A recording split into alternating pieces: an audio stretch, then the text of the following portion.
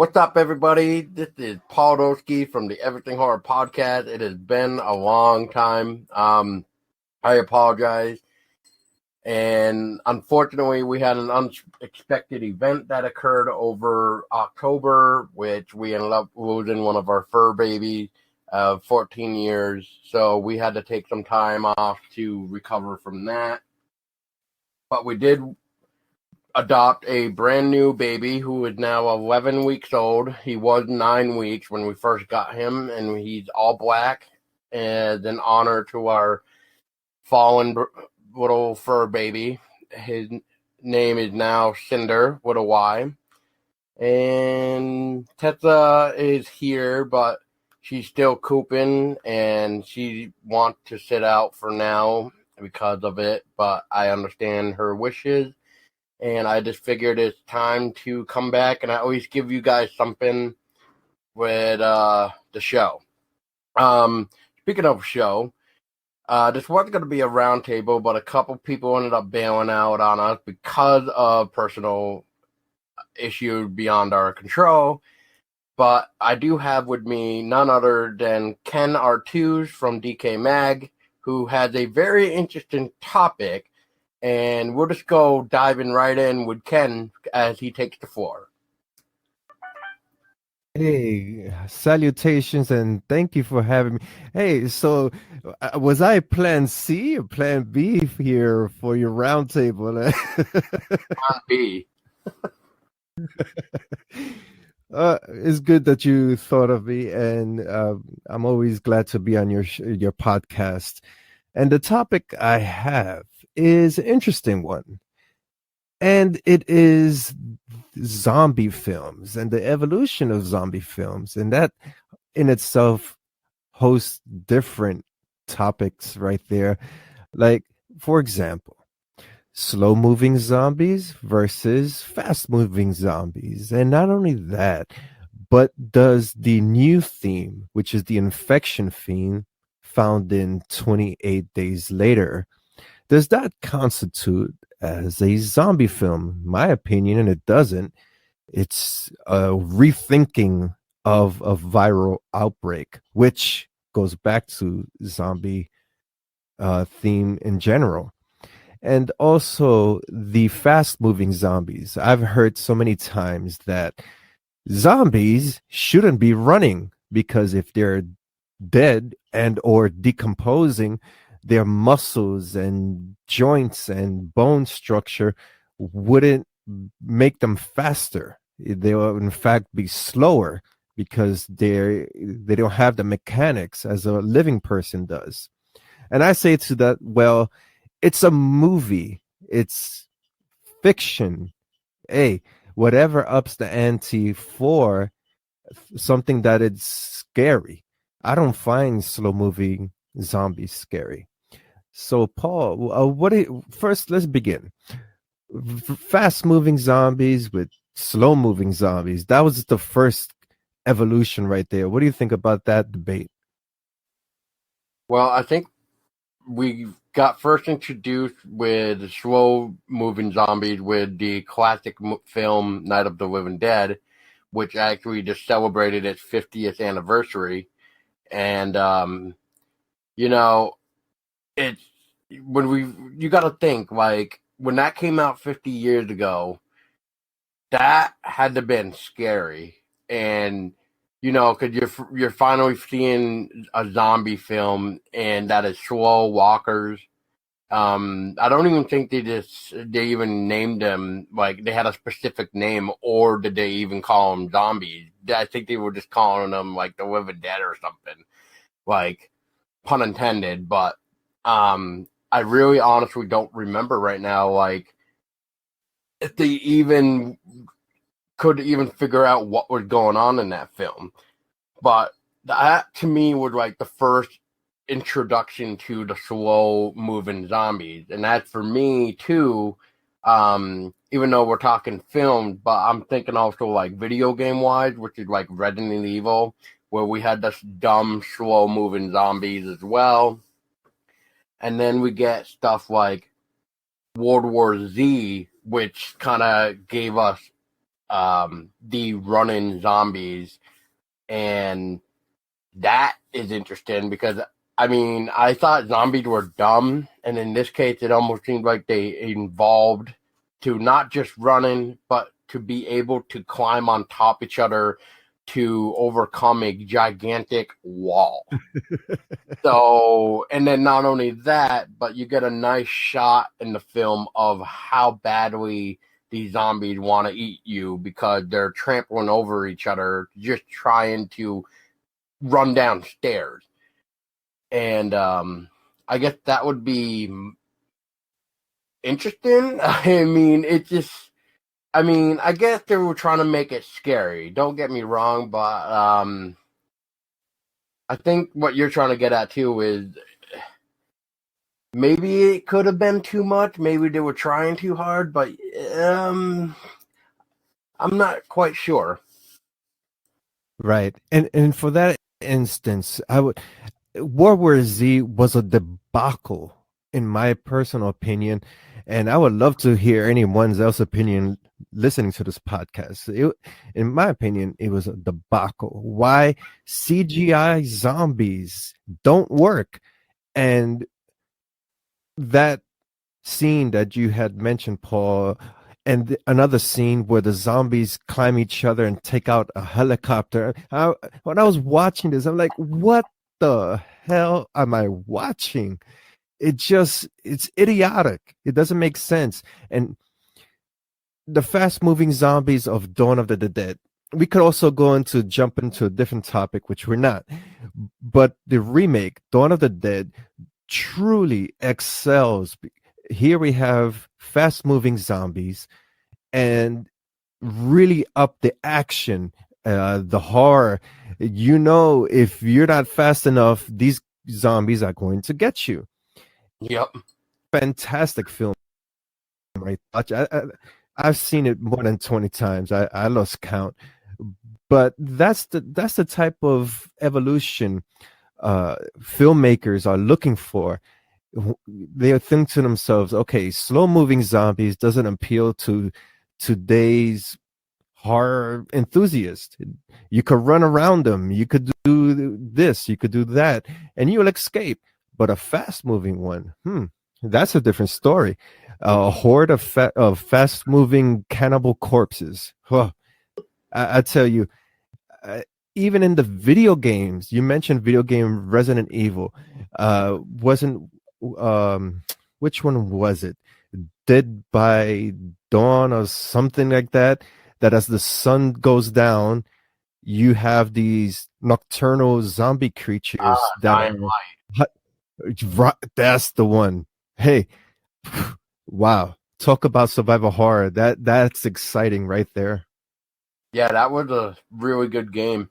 I liked it. I enjoyed it. The nighttime definitely was the challenge, for sure.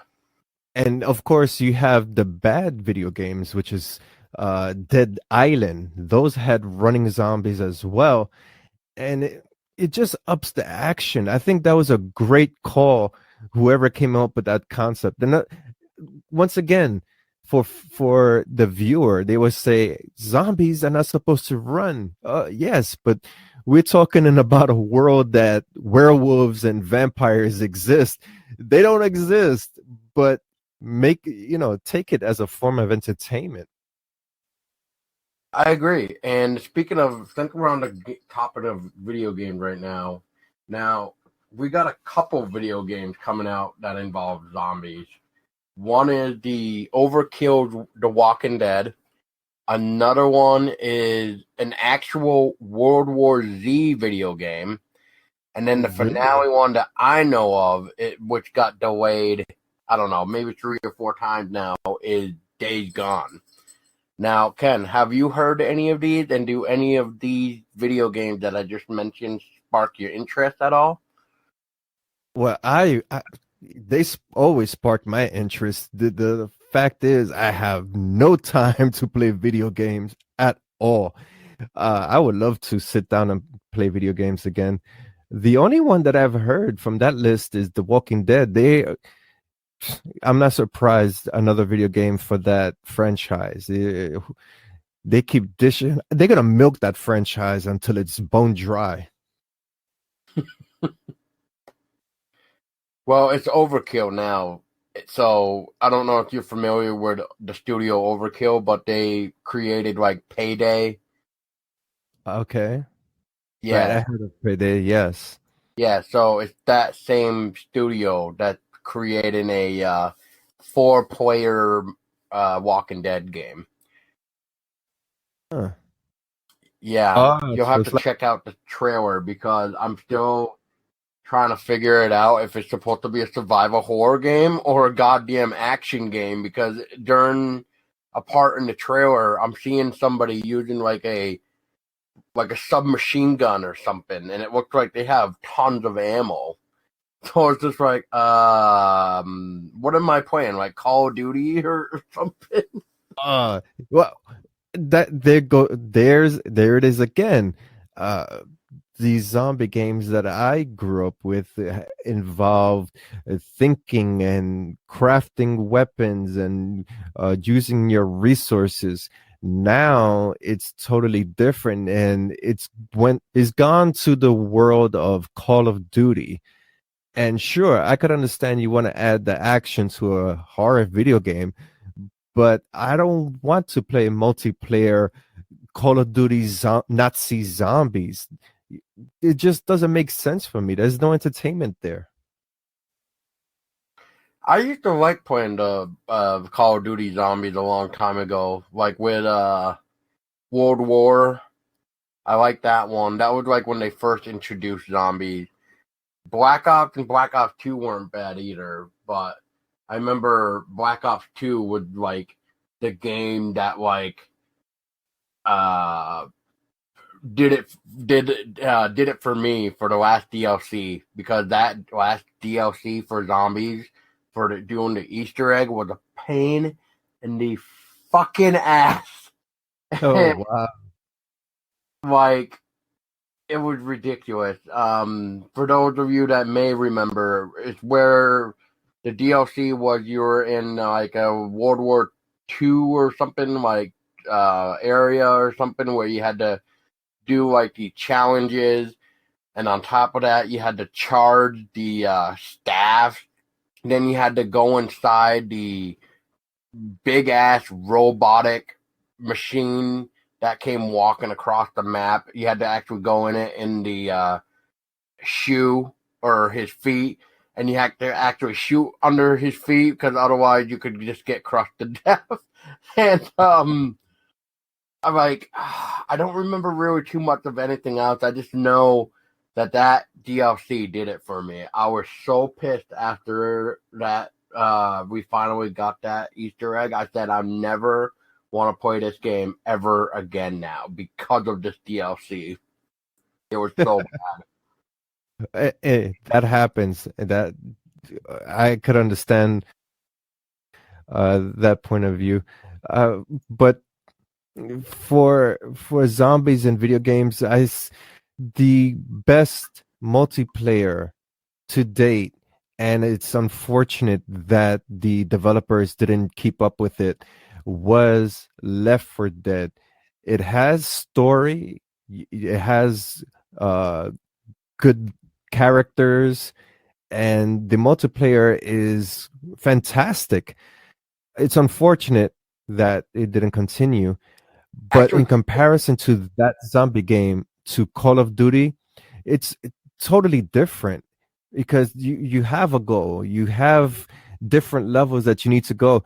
I've played the Call of Duty zombie game, and it's just you're running around in a circle, shooting the zombies on one map. It's just I I'd rather watch paint dry on a wall than to play that again.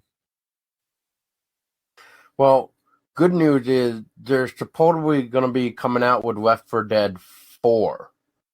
Um, I don't know anything else more about it except for that it looks like it's going to be coming to uh console besides just Xbox. So I'm keeping my fingers crossed that we hear more sometime down the road. I mean, I Yeah, use I've been hearing. I've been hearing that rumor for a while now. I'm just Yeah. waiting to see.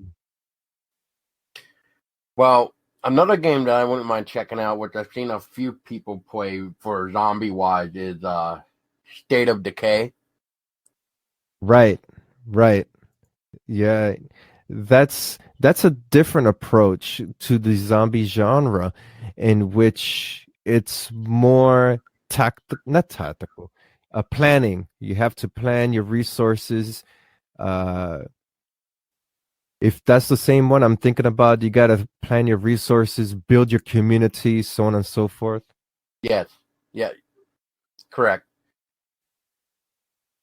Yeah, I've seen quite a for the video game arena. There's so many great ideas there. I'm just wish Hollywood would, you know, cater to these ideas. Take a page from the video game community and create something worthwhile, uh, instead of doing these reboots. And please, no sequel to World War Z. Please, no. And leave Brad Pitt out of it too. He's Come on. Once a film has a big major name to it, I know it's a piece of crap, and that goes for let's see, yeah, practically every film that has a big major. Get a B movie actor, or get an actor that is not so popular. That's why, going back to Dawn of the Dead, you have Ving Rhames, you have a whole. I could even go into IMDb. These actors weren't so popular, and after Dawn of the Dead, you see, what, 8 out of 10 of them, they went on to bigger projects. Yeah. Yeah. But then again, that movie helped boost their stardom, I guess. A stardom. Oh God, like, it boosted their name, so they became recognizable, and so people were like, "Oh, we need to get him or her on here because they're very well known." So that might help too, and yeah. Yeah, I still find it difficult to see the asshole in that movie went on to go into the comedy series. I still see him as that guy from Dawn of the Dead, but he has a successful role in that TV series. What is it? The family TV series. I forgot the name of it right now. Hmm. Now, are we talking the guy that played as the sniper there on the rooftop? No, that's Andy. See, I even remembered his name. Okay. Andy. No, as a matter of fact, Andy stars in Strange Nature, which just released a couple of weeks ago. That's a cool film that has a good social commentary. I really enjoyed that one. Huh. Uh, where can you find that? Oh, that's available on video on demand. All the platforms: iTunes, Amazon. Uh, Yeah, that's the only ones I know. Yeah, so that one, we even covered a interview with the director and also a film review on that one. And I didn't notice at the time when I saw the actor who portrayed Andy, he was in it, and a good role too. He's the protagonist's grandfather. I was like, oh wow, look at that! That's an extra treat. I didn't know about that. Hmm. Interesting. Now, so this is going back to another game that I just mentioned, just because I want to hear your take on this. So, besides just regular zombies that we know, which are human, now how would you feel about zombie animals? That's different. Because That's an area that hasn't been touched on. And I always wondered, in the zombie apocalypse and all these movies, why aren't the animals contaminated? And sometimes we see the dogs walking about, or Well, in The Walking Dead, the horses become lunch, but you don't see the horse get up and attack a human to eat his flesh. I would like to see that. That's different. Well, the reason why I brought that up is because we kind of seen, the zombie dog from Resident Evil. We're gonna be seeing a freaking zombie bear in the video game Days Gone. So No that's way. why, yeah. So that's why I kind of brought that up because I remembered the Days Gone trailer where they ended the gameplay where he is about to go up against the zombie bear, and this zombie Oh, bear looks God. terrifying a little bit because it's just like you already got to think a bear is already a freaking killing machine as there is, but a zombie bear like oh man. What? That, Oh, come on. I can't take that seriously. dude, that's what I mean. Like what? I guess maybe it was more decayed or something. I don't know. I just there's something off still about it too.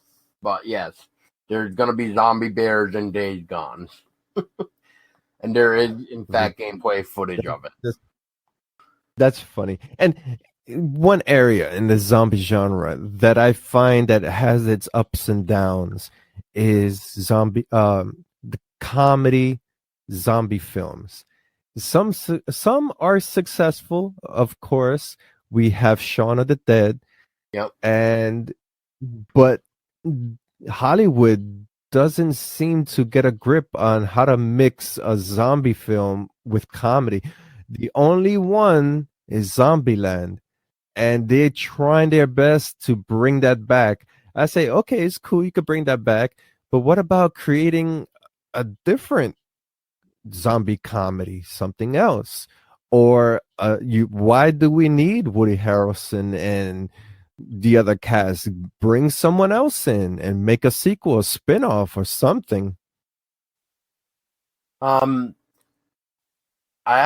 there was an old film I saw. It was part of the 8 Films to Die For. If anybody remembers that, it was called Zombies of Mass Destruction.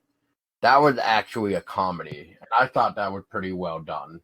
There was a part, if I remember correctly, where one of the main protagonists brought their friend over to like talk to his mother about something, and like they were trying to eat dinner or something. And all I just remember is like that's when the mother all of a sudden starts turning and freaking out and like starts puking, and it's just really funny, and like I thought they did it pretty cool. I mean, it was definitely indie B-rated stuff, but I mean, I enjoyed it.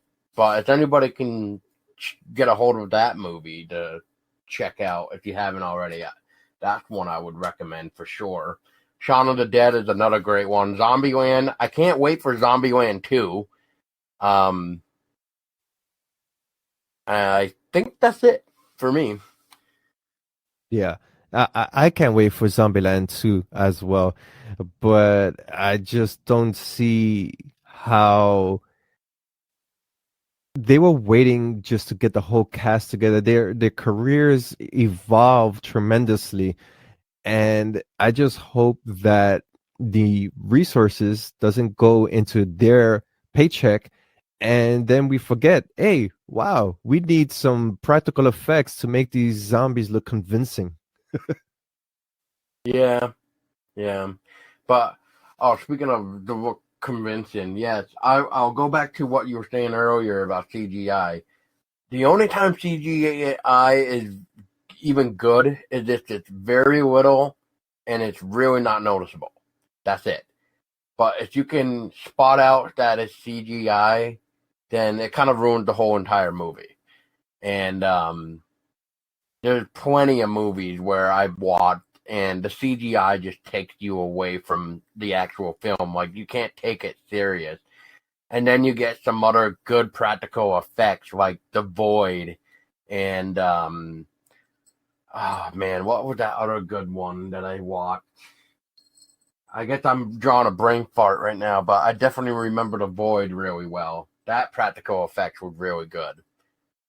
Right. And hey, I do enjoy those zombie films from yesteryear that had tremendous amounts of violence. Because remember, the zombie apocalypse is not a happy thing. You got to see dismemberment and blood splatter. One film I just watched it this morning because I was just in the mood to watch it. Is Le Horde, and that's a French horror film, zombie film. I would even watch it without subtitles. That's how great it is. It's from France, and from beginning to end, it's just pure blood splatter survival horror. I would. They took a page out of a video game and they made it into a movie. That's how good it is. Wow. And that film has fast moving zombies. Once again, I particularly enjoy the fast moving zombie. It just enhances everything. And which leads me to the next topic here versus zombie films. Are they related? 28 days later, I hear it all the time that people put those films into the zombie category, but it's like, okay, how? They are infected with a rabid disease that makes them violent. You don't see them biting or eating flesh. It's through human contact, which is bodily fluids, that they become infected. And it's plausible. It could happen. Yeah. That's almost saying let's throw in cabin fever into the category too. Right. I mean, Rotting flesh. yeah, that's like a whole different thing. Like, once again, because it involves the water this time. Something about Right. the water. So Right. And that's plausible. That could happen too. Anything that has to do with the viral outbreak making humans deteriorate or making humans rabid, it could, and that's the scary part right there. yes, yes. We just don't. We could actually create the zombie apocalypse ourselves. Anyway, I mean, we probably almost have anyway, like a couple times. I mean, there has been talks about fake stories about, oh my god, real zombies are here upon us and blah blah blah, and it's just like, yeah, okay. But I mean, it is quite scary though of what is really out there or what is really something we could create that could cause some type of malfunction to the human body to make us become a Walking Dead, I guess, for lack of better phrasing. But I mean, it's science. I mean, somewhere along the line, somebody's gonna go, it's science, and that's how the zombie apocalypse in the real world is going to happen. Because somebody was just curious of how they could make an actual living dead person. Right. Well, there have been cases. I strongly agree that the cases did hit the news, mainstream news, and the government or the powers that be covered it up so quickly, and people just gobbled it up.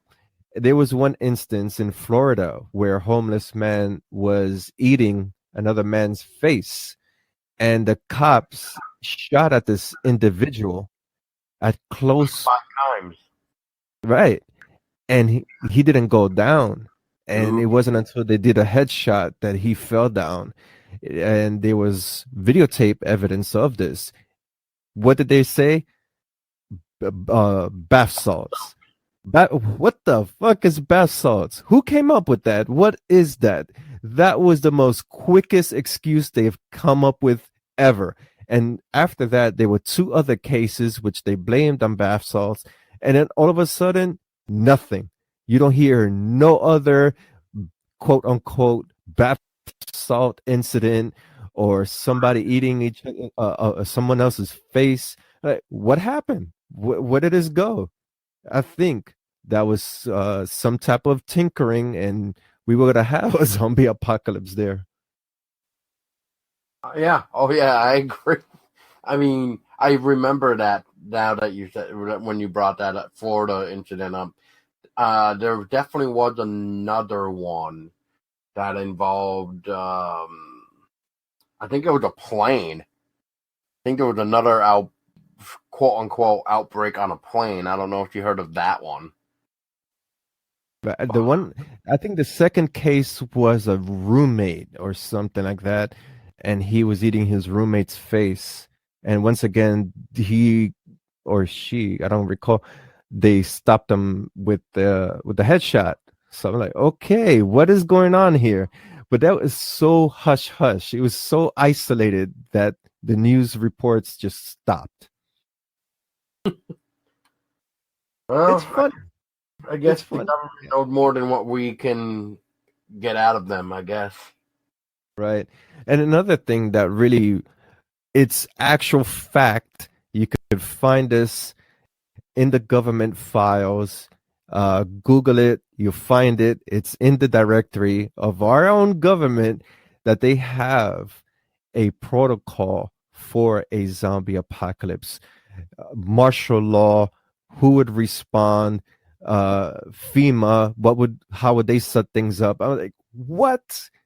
This is how? Why? What do these government people know that we don't know? Well, like I said, I mean, well, let's look at it like this. So, the government finally came out about UFOs. Yes, they're real. Yes, they've been experimenting or whatever and stuff with Area 51 and all that jazz. So the way I look at it now is, could that have started the whole like, okay, well, now we don't need to be hush hush anymore about the UFOs because now, because of this quote unquote zombie outbreak that we were just talking about with these weird incidents going around, which we don't hear from anymore, like Ken has pointed out, is the fact that, okay, so now it's just like the new thing that they're covering up, like where we're not supposed to know because I guess they finally gave away about the UFO. So that way it's just like, oh yeah, UFOs now exist. So it's just like, see, I told you. So now it's almost like we're being brainwashed to forget that even happened. And it out. And just a quick Google search, I found the plan. It out of all places, just as of this, history.com, they have an article there about the titled Con Plan 888-11, and it is actually the counter zombie protocol. This is weird. Oh, man. And it says, quote, this plan was not actually designed as a joke, unquote. So that goes to show you, interesting. Wow. Hey, I guess if we're still around in the next 40 years, maybe we might see it in person. right. Well, I hope in that case, I hope they're slow moving zombies because, hey, my cardio is as bad as Conor McGregor. So I don't want to have to be running for more than 3 miles before I say, you know what, you guys got me. I'm hamburger meat by then. Or you can just trip other people over to distract them. Right, exactly, right. Oh, hey, that's one thing about zombie films. There's always the asshole that does the most stupidest thing, and people complain about that asshole. Damn, why did he do that? Why did he push his friend to get eaten so he could escape? And hey, Wouldn't you do that? Yeah, you calling him an asshole now, but if push come to shove, you'd probably do the same thing too. Right? Oh man. Yeah. But yeah, Infected, my opinion, it has nothing to do with the zombie theme. That's so something totally separate. Another film franchise that really capitalized was the Rex series. At first, you thought it was an infection, then they switched it around when Hollywood made their terrible reboot, and they say, you know what? Nah, it's not an infection. They're demons. How about that, Hollywood? Try to emulate that idea. Oh man. Next thing we're gonna hear, God will come down and smite them. Oh man. Speaking of reboot, so when was it? Last year, 2 years ago, we finally got the finale of the live action Resident Evil, and now they're saying they want to reboot the entire series again. Right. Why? I heard about that. I heard about it. It's, in my opinion, that's called the Alice movie because it's all about Alice.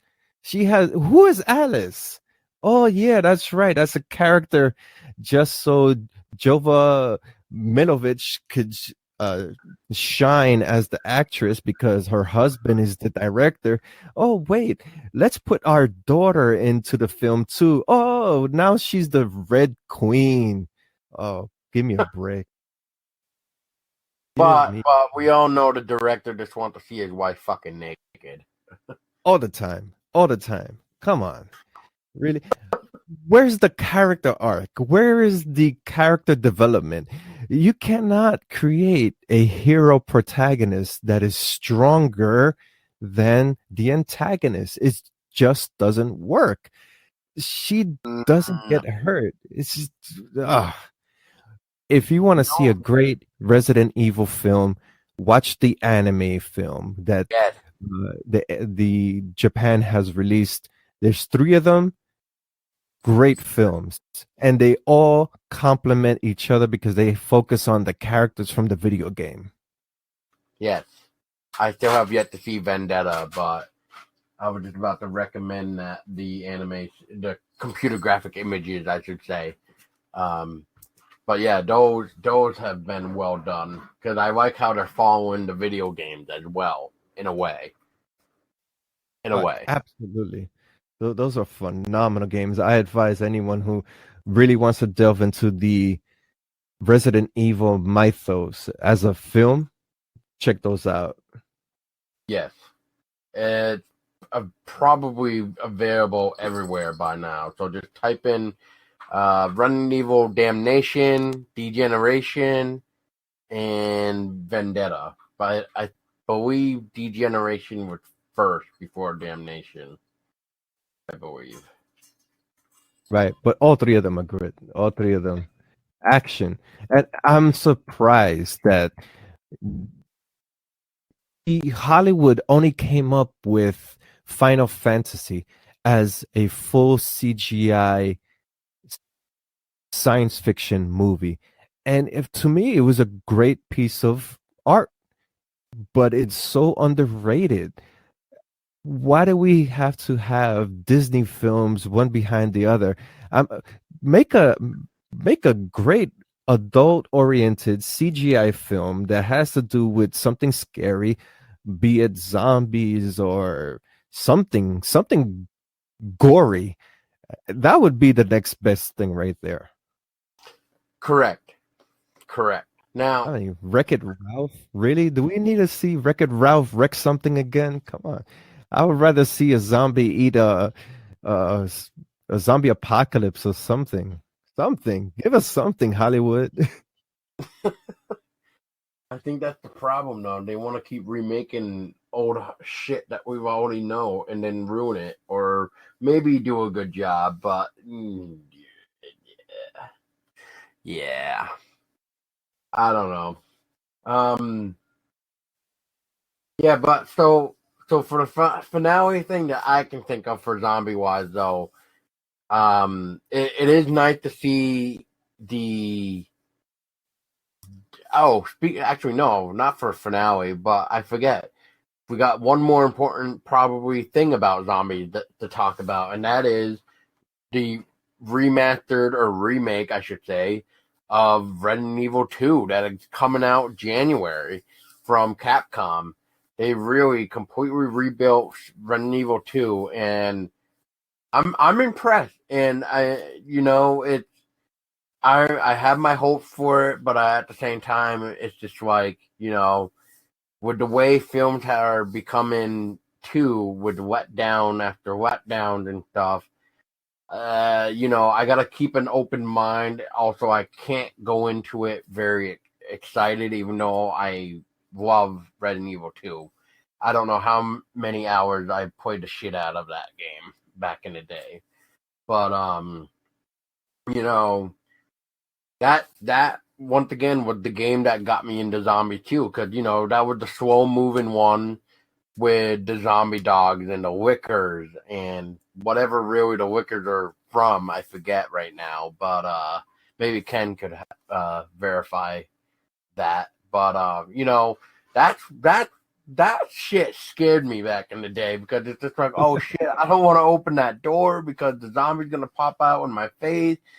And I don't know, I just always enjoyed Resident Evil 2, and and then another game that actually gave a good nod to was Raccoon City, or Operation Raccoon City. I thought they did a pretty good job, because once again they brought back the brain dead zombies on top of some other stuff that we know from the Resident Evil world. And it, instead of playing as the protagonist, we're the antagonist, and it's just like, now we can see a different point of view of what would also could have been going on the other side of, like, Leon Kennedy, when the what was it, Umbrella, I think, was going after them. I believe I believe that was the Umbrella Corporation that was going after Leon in Operation Raccoon City. But I mean, that was another great little game. Did you ever have a chance, Ken, to play or see anything of that? Yeah. Oh, I love Resident Evil 1, 2, and 3. It was Nemesis. That's when I stopped. But then Capcom said to themselves, hey, you know what would be a good idea?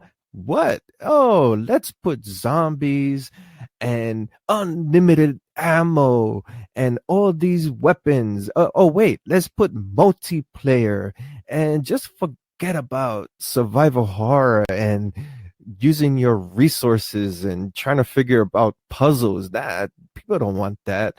And what happened? Resident Evil went down tremendously.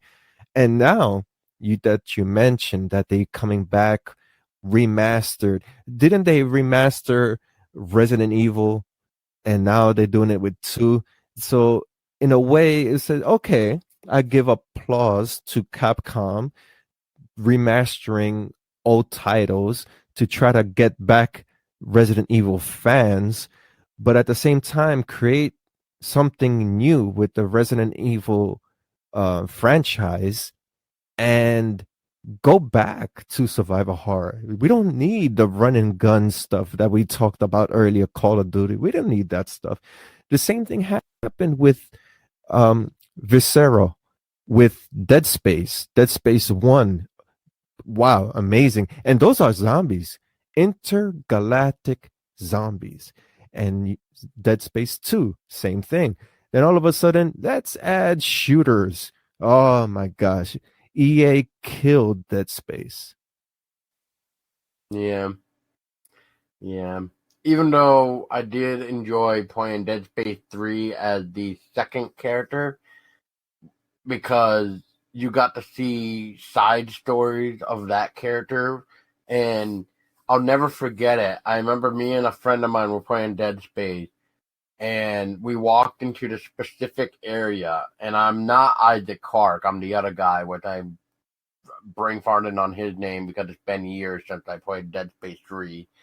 But yeah, the other guy that's with Isaac, and we walk into this room, and it's like one of his nightmares or something, and I feel bad for my friend because I'm on the mic on my PlayStation going, dude, do you see this shit? Do you see these nutcrackers? They're fucking staring at me. Like, are they gonna come to life? Like, dude, like, and then of course my friend is starting to think I'm fucking crazy because he can't see the nutcrackers at all. And I'm just like, dude, there's fucking nutcrackers right here. Like, they're staring at me. And then we're going around, and the next thing you know, I'm like doing this, and he's like fucking yelling at me because I'm standing still to him, and he's fighting enemies while really I'm like fighting enemies too. So we're like both back and forth, like yelling at each other. I'm fucking killing my own enemies. What are you talking about? I'm standing still. And oh man, I'm like, I guess that's what I miss too about Dead Space 3 anyway. Is like if you have two players, it's amazing to play with, especially if you are playing with somebody who's never seen the second character and how his story plays out. I mean, you might have something like my story that I just said, where your friend might think you're fucking going cuckoo when you're really not. So, Right. yeah, it's nice and fun. Yeah, that was a good introduction to the gameplays, having the co-op. I don't mind someone helping me out, but it's just the action. Action belongs in Call of Duty, and survival horror belongs in survival horror. And also, here we go, intergalactic zombies. That's what made, and a great story too about how people became zombies. That's an amazing story. I mean, I'm looking behind me. I have one, two, three books from Dead Space uh, in the artwork. The only regret that I have is I seen the action figures years ago, and I said to myself, I'm not getting that. Now, those action figures are $200-300 a pop. I should have Right? gotten them. Right? I hear you. I should have. That's like me Maybe I'll when get the Chinese knockoff off of Wish.com. Get the knockoffs from there. oh, well, you know what's funny now that you mentioned it? Like Tesla found a living dead doll for Sam from Trick or Treat on Wish, and it's crazy like how much it is on there compared to what you would find it on Amazon, eBay, that type of stuff here, and it's just crazy. And so I know what you mean, and for figurine too, Ken. That was like me when it came to like Sleepy Hollow or like Gargoyle, like the TV show Gargoyle, like Right. action figures. I don't need them. Oh fuck, maybe I should have got them. Exactly. Well, I think we extended our conversation here with the zombie theme. But in your opinion, Paul, I want to pick your brain. What, in your opinion, let's say you're going to do a zombie film or a zombie series, what would be one of the things that you'll put in this project, and what are some of the things that you would not like to see? Well, I would definitely have to put in the survival stuff where I would have my protagonist craft survival items, not just throw them infinite ammo and be able to you know get out of any situation possible. I guess I would keep that out, like the infinite ammo shit. Um, I guess I would want to try to do something almost like The Last of Us, Like, because that was so good the way that storyline is. And they're not really zombies. I don't even know the correct word to even use them besides clickers, which I know that's like a fungus thing that's going on. But I would kind of almost do something along the lines of like having a Last of Us story where, you got to craft. That guy is going to go through like hell.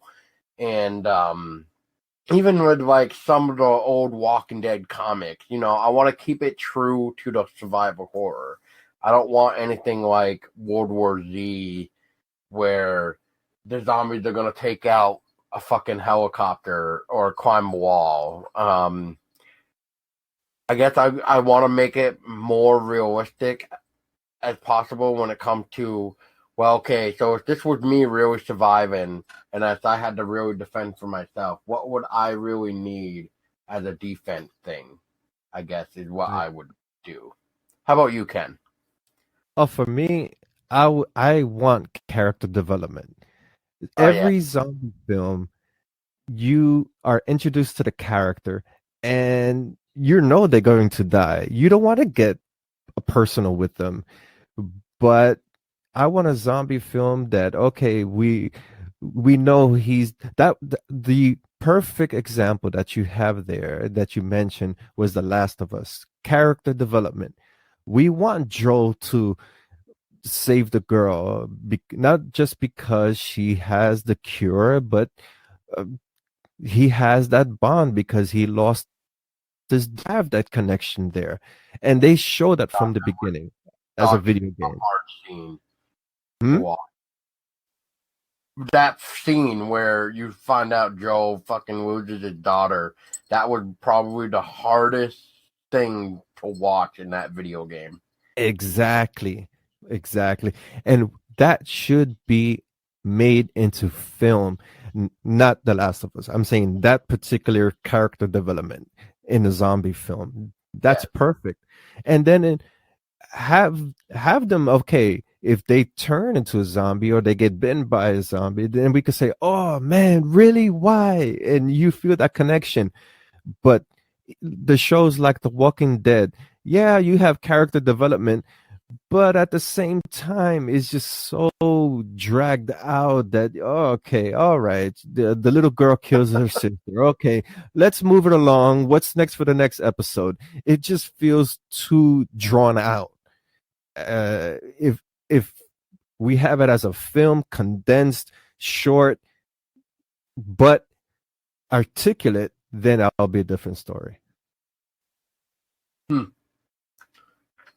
Yeah, that's another thing that Hollywood is definitely lacking a lot. Is definitely character development, and it's sad because, like you said, when you go into a movie, you want to connect with the character or at least somebody, and then if you surprise attack them killing the person that they just got attacked to, yeah, I mean it's going to it's gonna play out like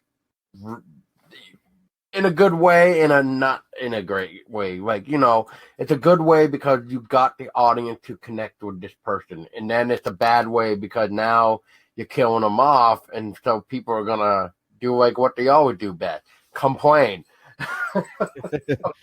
Well, that's whose fault is that? Is the fault of some horror enthusiasts that they support a reboot of Friday the 13th, or Halloween comes back. So they, oh yeah, let's go watch this. No, we don't need that. That's outdated themes. Or the casual horror viewer that goes to the movies because they want to see a horror film, but they leave complaining that they weren't scared, but that doesn't matter because you just paid for 2, 3, 4 tickets. So that's what counts. So Hollywood executive says, hey, yeah, look how many sales we got. Let's make another one and another one and another one. Like they did with Wrong Turn. Oh my gosh. The first one was great, but don't get me started on the rest of them. That just, ugh. Oh my gosh. The last wrong turn I saw was the one where they were trying to make it as the prequel or the origin. It was that one. Yes. Yes. I've seen them all. I don't know why. Don't tell me why. It's not just support. No. I don't know why, but I've seen them all. No, I hear you. That's like you could say that with me. Why did I see every single fucking Saw movie, but I did not see the Jigsaw one, but I saw the other 7 Saws, and I'm like, why did I even see these? Why? Right. And what made Saw so successful was the ticket sales. Yes. Gore. People want to see gore. And okay, here you go. Every Saw movie is the same thing, gore here, gore there, but people fail to realize part one didn't have not one drop of blood in it. No, it did not. Yeah, no, it did not. It was it was I, perceived violent. well, the only quote unquote blood was, the quote unquote body that was already there. Which that was the most amazing twist of a fucking movie ever, in my opinion. That was the When best. that was so amazing. I still remember that scene, even without even watching it. It was one of those moments in film history where you just go, "Oh my god!" That was a good delivery. And they go that film had character development. Yeah, and indeed it did. You connected with the cop. Everyone across the board. Everyone. That was golden. And then what do we get after that? Ah, exactly. Well, I didn't mind Saw 2 and I didn't mind Saw 3 because at least then the way I look at it is the first 3 Saws should have been the trilogy because that was the end of Jigsaw, especially after 3. And then from 4 to 7 should have just no. No. Yeah. I think it would have stopped just part one and two. That's it. But no, they milked it to the point that they would just didn't make sense. They did it with Paranormal Activity. They're doing it with The Conjuring right now. So many spin-offs, and And they're just gonna milk it till it's dry. yeah, what the other side story they're doing now with the Conjuring world? It's The I don't the know, the and then Crooked Man. yes, Yeah. him. Yeah, he's the next one now. Oh God. um, yeah, I don't even know what to say about that except for like what you said. They're just milking it now. So yeah, it's pretty intense. And I don't know about you, but the nun was not even like the nun just looks like it's dumb as hell. It doesn't even look scary as people are saying it is. And I haven't even seen it yet, nor do I really want to because you know, that's what I hate about the internet, especially with like that Netflix Veronica film, who was directed by the same person who did Wreck, which I love. Wreck, I love Wreck 1 to 4. Those were amazing, even though 3 really had no point in the storyline. But I like the nod that they did in Wreck 4 Apocalypse. With the nod for that, if anybody's wondering, is if you guys remember the old lady in Wreck 3, she was actually on the ship in Wreck 4. So that was the nod of connecting 3 to 4, really, is that the old lady from 3 got onto the boat for 4. And yeah, I'll just leave it as that. But where was I going with this? It's just I guess it's just sad. I mean, Well, what's your thought? Have you seen Jigsaw, Ken? Did you even see the new one? Yeah, no, I haven't seen the new one. My co-host Stacy Cox, I believe she did, and I said, okay, the only way they'll bring back Jigsaw is ticket sales were good enough to make it valid for him to come back. If the ticket sales for that film are not as good, they're just gonna leave it like a one-shot deal. So I have yet to hear an announcement that they're gonna continue with that Jigsaw storyline. Well, what if I told you that there was a couple movie deals going on from a couple websites where you could get the new Jigsaw film for $5 fucking. I Al- wouldn't be too surprised. Already, I though. would, That's what I'm trying to say. Already. wow. I wouldn't be surprised. Most of the horror films that come out of Hollywood are worth $5. I tell you, you bring up the Nun, and this is one thing. When you cover the horror entertainment genre, you're keen on a few things. Like for example, films that release in January, no matter how good the title is, who stars in it, or whatever, any film that is released in January are films that the film companies, the distribution company or the production company have no faith in whatsoever. That's the dumping ground. January. Why? Because people are have already spent money on the holidays. They don't want to spend any more money for January. It's winter season. Most of the time it's the weather is not so good. People are not going to go from a cold weather outside to air conditioning inside or whatever the case may be. February, it's another month that is not so good to release film. Now, case in point, the last Resident Evil film was released on January. The last Underworld film was released in January, and also that what was that Conjuring film, The Key, was released in January. None of them were successful and met rave reviews. Insidious, Uh, not The Conjuring. yeah, I think they were those. That's The Conjuring. There, or was it? Wow, I always get them. I think it was a Conjuring. I know Insidious had the last key. That's the one, right? That's the one. Yeah, I always get them confused. And Yeah. and another trick for horror films is the the distribution for January is no good, and also see now I had a brain fart. I was so wrapped up with elaborating January, I just forgot what I was gonna say here. Oh man. Well, but while you try to figure it out, I guess we'll go into one of my topics real quick, and that is the reveal of the poster for the upcoming Child Play Oh, God. movie.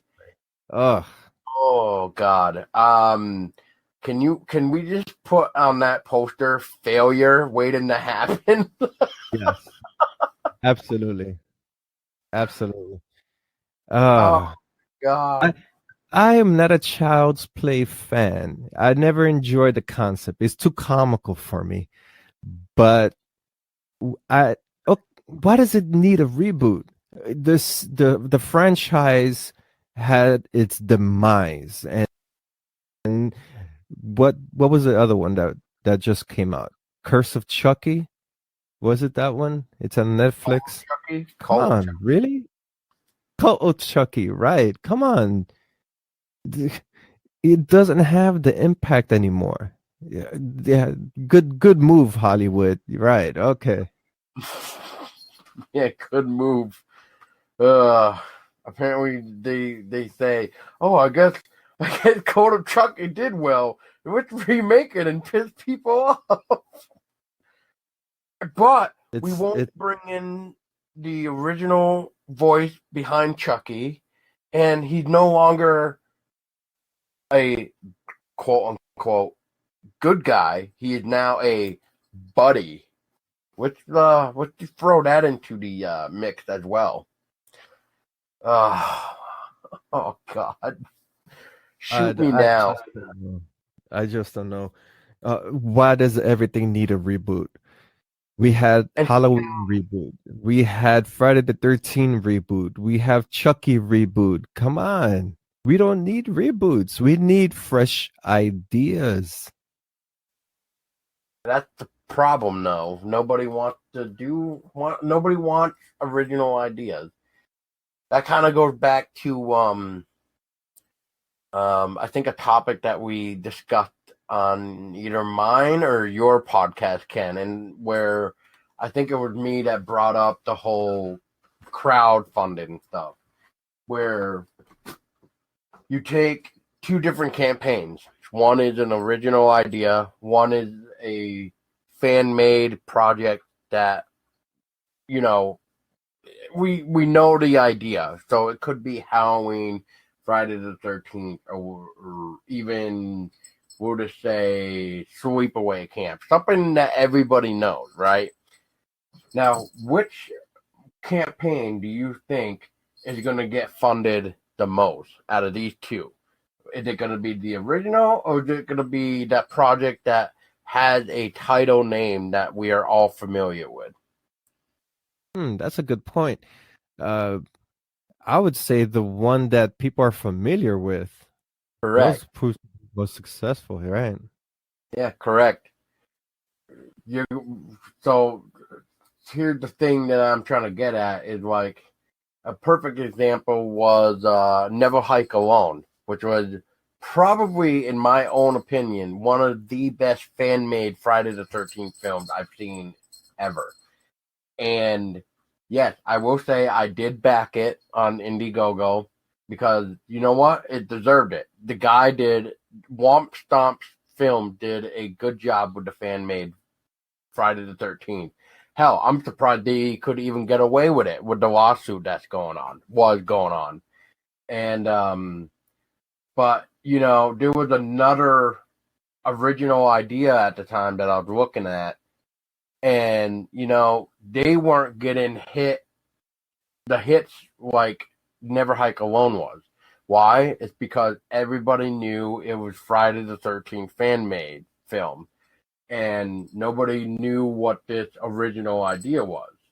So, you know, it's almost like that thing where do I want to risk my what to say $35 on a perk for like to get the movie and stuff to not like this original idea versus something that I've already seen.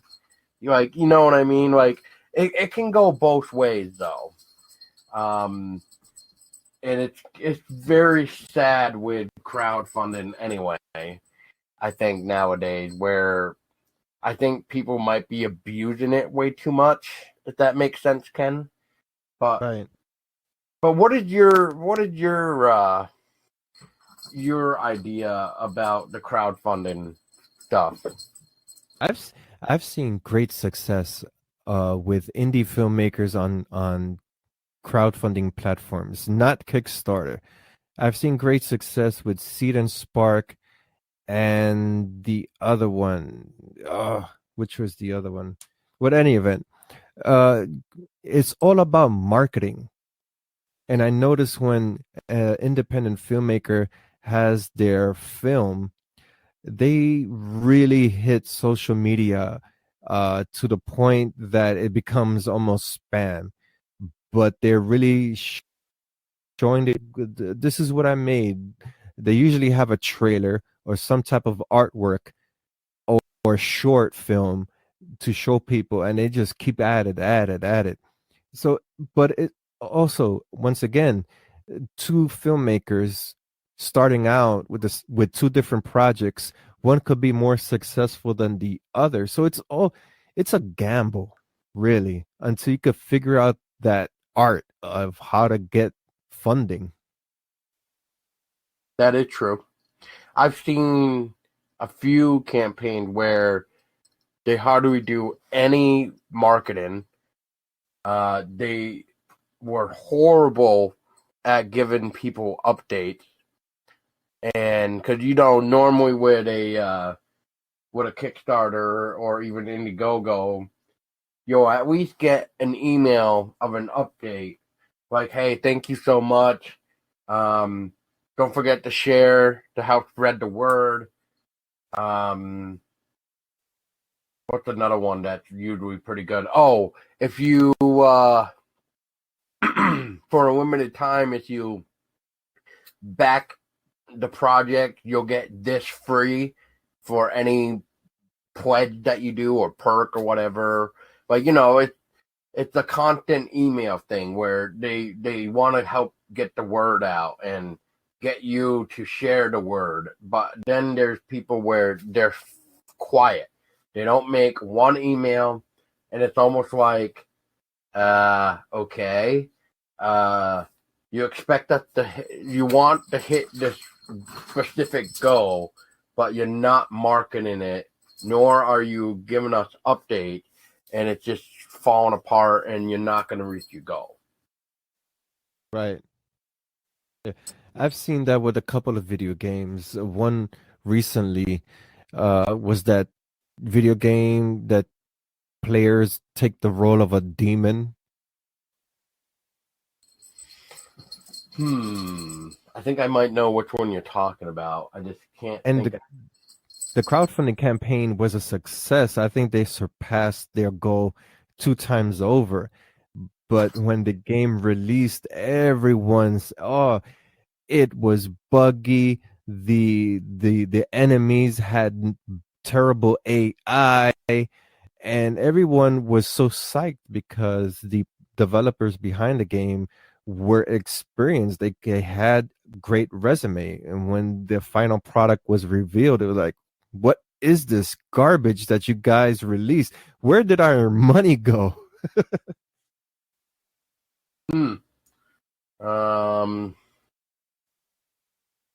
Yeah. I think there's been a couple Kickstarter horror stories too, which is crazy too. Yeah, we won't go into those either because those can get pretty shitty. People spending like $200 something and you never hear from the people again. Oh God, yeah, there's a lot of horror stories with that too. Yeah. Anyway, back to childhood. Chucky. Yeah, no, that's a failure waiting to happen. And isn't Chucky now a robot? I believe so. I haven't even delved into the plot. Me either, but I did hear something about Chucky being a robotic boy now instead of just a regular doll. So it's just like, oh great. What else? I don't know. I just think if you're not gonna have the voice of Chucky, nor anybody that we really know or familiar, well, actually, you know what? Let's talk about the doll itself. Have you even seen what this new Chucky looks like? Yeah, he doesn't look. They kept the same profile of Chucky. What is it that you changed? The clothing a bit, the face. The face was definitely the noticeable one. Yeah, it's not going to appeal to modern audiences. It's not. This goes for every 80s horror film. Jason, Michael, Freddy, and Chucky, and Leatherface. They were released at a time that really hit the core of social commentary or the core of horror enthusiasts looking for that right chemistry in a horror film. You cannot bring back none of these guys because it doesn't apply. We're in an age right now that everyone wants instant gratification. We're on social media. We need something that relates to the times that we're living in. Correct. And a killer doll is not going to work. It's not. It's not. And the same way the Halloween film that just got released didn't work. It doesn't work anymore. And I have yet to hear those supporters of the Halloween film to say, "Yeah, you're right. The movie was terrible." I've heard sprinkles that the movie was terrible, but for those supporters that were waiting for the movie to be released, they have kept quiet all this time. Yep, they did. They did. Which, speaking of Halloween, you can now pre-order it on Amazon for the movie. There's already pre-orders up for the new one. I will say that Halloween 2018 should have just been called H40. Exactly. What else can we do to rip the threads? Let's see. What the fuck is going on at the beginning? Why did it take 40 years to get ready? How did Michael? Well, they kind of answered it a little bit, but really, if anybody remembers the original Halloween, where when Michael Myers goes out of the window onto the ground with the doctor looking down at him, and then he looks away for 2 seconds and looks back down, and Michael is gone. Where within that time frame after he got up and left did he get arrested to get put into the mental hospital or mental asylum, I mean, which was about now 40 years into the thing.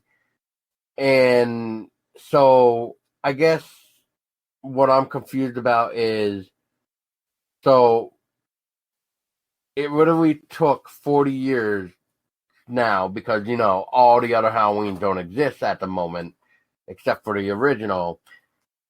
It's just like, so we waited 40 years just for this. Like, it's pretty much a killing spree of body counts. Which, what was the count? I think I said 16 people. I know I was keeping track of how many people were dying. And it almost seemed to be almost the same kills over and over. You know, the knife through the throat, knife through the throat. Oh, look, here's a nod to the original. Oh, look, here's another nod to original. Oh, that was kind of cool, but now this is the comedy, I guess. What's going on with this? Right. Oh, look, this guy just got impaled. Yeah. I mean, The whole hype behind that was because John Carpenter was behind it. I don't care who was behind that film.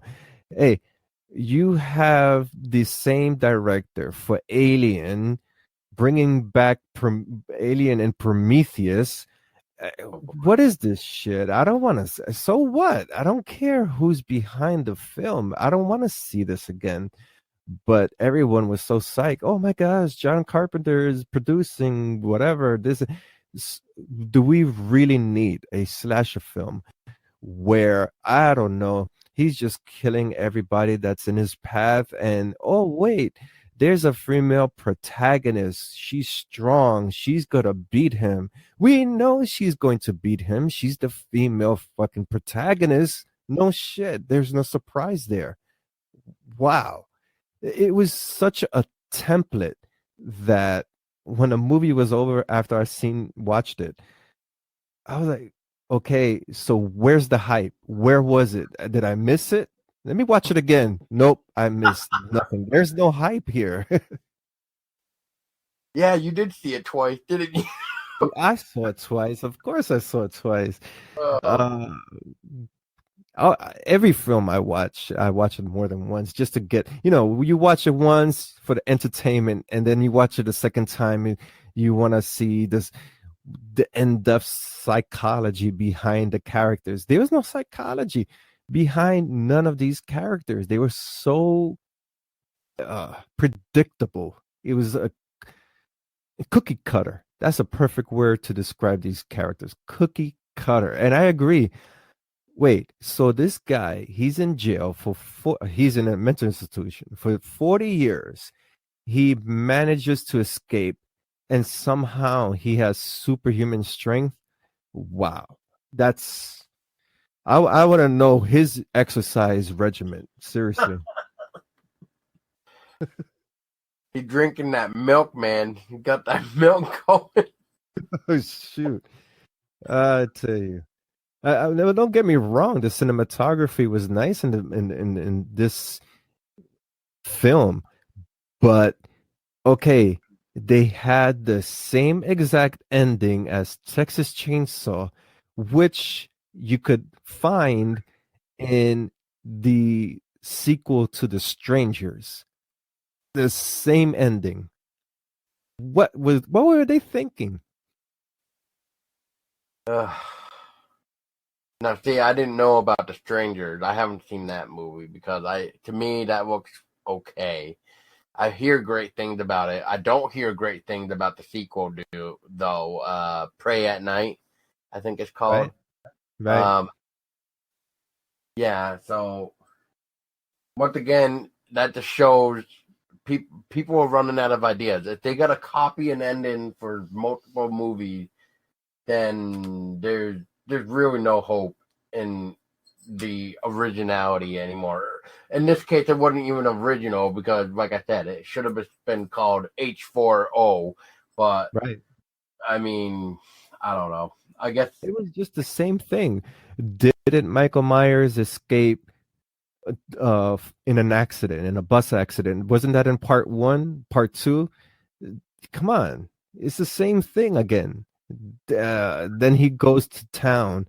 The only difference in this film is that Laurie is not his brother, her sister, and he just goes into random people's houses and kills them. Why? Why just it just doesn't make sense. It has no style. There's no style. You create a serial killer as in a slasher film, he has to have style and he has to have reason. I was told that John Carpenter wanted to create a killer that he's just a killing machine. Okay, that works, but why? Why does he do it? What is his motivation? Mike Jason does it for revenge. Freddy does it because he's a pedophile, and Chucky do it again. I forgot what's his motivation. Get out of the body. Yeah. Get out of the body. Get out of the doll body. Oh, so he has a complex. Okay. I don't want to be stuck a doll. Not anymore, yeah. Yeah. Yeah, because the idea was that he wanted to cheat death, but he also wanted what's her face to have the baby because let's not get into that. How does Chucky have sex and has a child? Let's not even get into that. Well, this is before Seed of Chucky. We're talking before he went into the body, though. Because what was the lady's name that was pregnant that he was all over trying to say like have the baby for us and fertility. Yes, and oh God, just no. That Seed of Chucky wasn't even a horror; it was a fucking comedy. And I also hear rumors that we're gonna be seeing the he-she again. Gwendolyn, whatever the name is. Oh God. Oh Yes. I'm gonna be seeing him, whatever, it again, in a future movie apparently, from what Oh, I understood. Which I yeah. don't know how much worse it can get than that, but okay. Um, yeah. Yeah, but for this Halloween, it's if you've seen one Halloween, you've seen them all. And that ending, it remind me of the ending with who was in it? LL Cool J, I think it was. Oh no, Coolio. One of those. There was a rapper in it, and he died the exact same way. Well, supposedly died. Michael Myers will always escape. He's fucking Houdini. But I said, wait a second. I just saw that ending in whatever other Halloween that was, that he got caught and this thing happened. And how? What? Oh, God. That I hope they make another one. wasn't Resurrection, was it? I know one of the rappers were in there, either Coolio or LL Cool J. Rapper that got killed by Michael Myers. You're saying yes to Resurrection, you think? Yeah, Tesla's shaking her head yes to Resurrection. Buster. Don't Yeah. ask me how I know that. Yeah, so there's the answer, Ken. That's the one. He died the same way in Resurrection. There you go. Yeah, and that's all. No, wait. That was H2O, I think, when they finally killed Lori, and then Resurrection, like brought her back. Something. They did some sort of like television thingy or whatever. They videotaped going into his house or some shit like that. I forget. Like That's the one. Ratings. Yep. Okay, so that's the one. Yep. The one. Yep. Yep. So now it became found footage. We're all over again. Oh wait, wrong movie. Well, you know what? That makes sense now. It must have been Michael Myers down at the bottom of the basement in Blair Witch that was standing in that corner. That could be it. That could be it. Michael Myers was my favorite serial killer archetype, but slasher horror genre, yeah. It's all right. Put that idea on the shelf.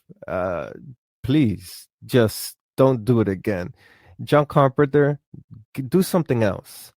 Find something and do it. Original. They're already planning the next Halloween movie. I'm not surprised. Which this brings up this next question that I have now. So, Ken, because of the ending of Halloween 2018, right? This movie was supposed to be the final confrontation between Michael and Laurie. So if we're going to be getting another Halloween movie, are we not going to be seeing Laurie in this? Because if not, then how can we do that?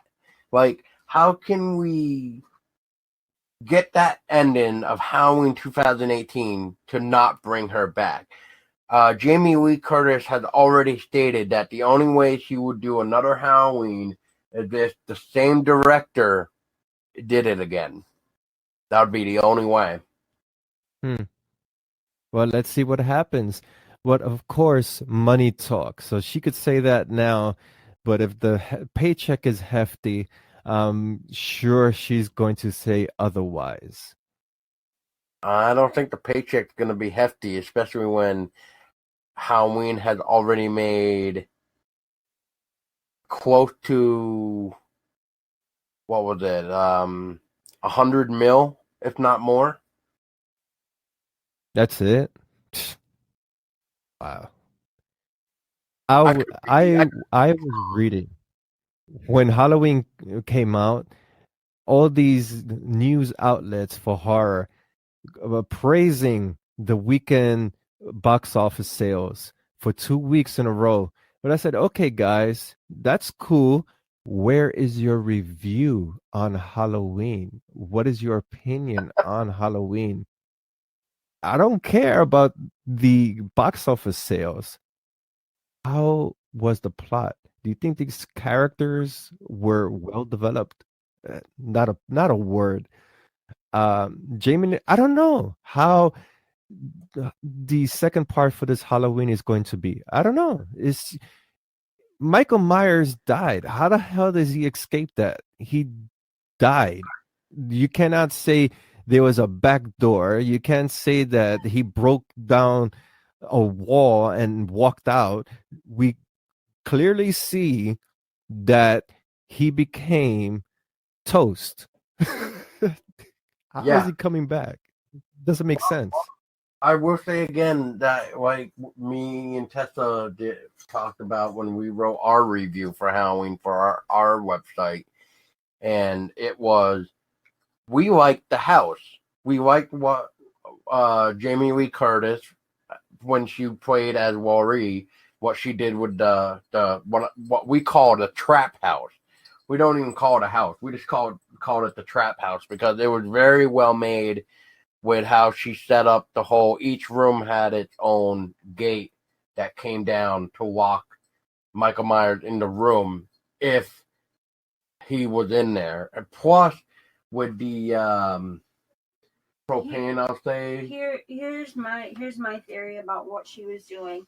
As she was going room to room and she was sealing it off, she was putting him in the direction she wanted him to go. She didn't want to give him any place to hide. She was luring him downstairs to the basement on purpose. So she was sealing off every room that she didn't find him in to put him where she wanted him. True, but in each room though, they had the pipe that gave the propane. So no matter what room he was in, it would have sparked the explosion anyway with the dynamite thing that she had. Which, that was cool. That was cool. The only other thing I liked about the Halloween was the soundtrack. And Tessa can back me on this too, and I think Ken can now too, is that I love soundtracks. And I think how this Halloween soundtrack was pretty good, even though, you know, it's just like a Halloween soundtrack, but there was some nice additions, if I may say, to the score, which we kind of don't hear from the other Halloween soundtrack that we hear. I mean, kind of like going back to like what Ken said. But I'm going to reword it, which is Ken was saying, if you watch one Halloween movie, then you know the fucking story. It's just like if you listen to one Halloween CD of a soundtrack, then you know the fucking music. Exactly.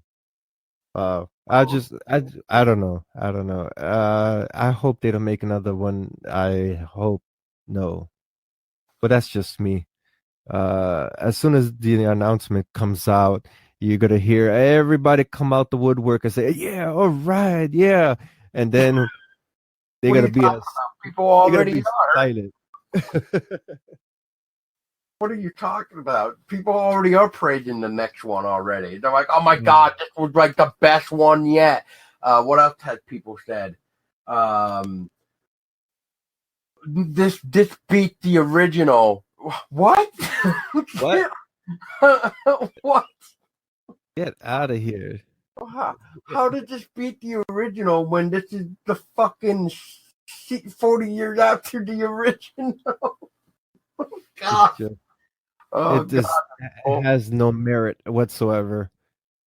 People amaze me every day when it comes to the horror community. It does, and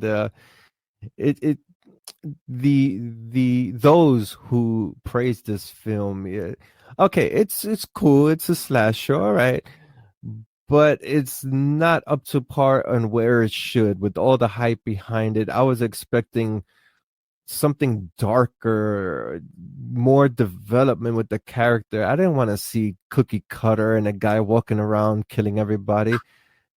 Come on, I'll just watch every other Halloween or Friday the 13th there's no value there whatsoever. Give me something different. I want something different. So, what did you think of the comedy in the Halloween? What did you think of the comedy? I heard about. You're not the first one to mention the comedy aspect. I think I was so watching it. It just didn't occur to me that there were comedic elements in the film. I'm watching this film, and what am I watching? That's the first thing that came to my head. In the mid part where he drives to the gas station and he takes the first two victims, I said to myself, okay, and what is this again? What am I watching? Oh, okay. Seems, I don't know, the hills have eyes type of thing going here. Come on. No, it just didn't work. Oh, man. Well, I did read somebody's review. It was actually the first review that I read where they actually tore the film up. I forget who the website is at the moment, but they tore up the movie. And one of the things that they noted was how come those reporters did not see Michael Myers beating up the guy that was behind the counter, and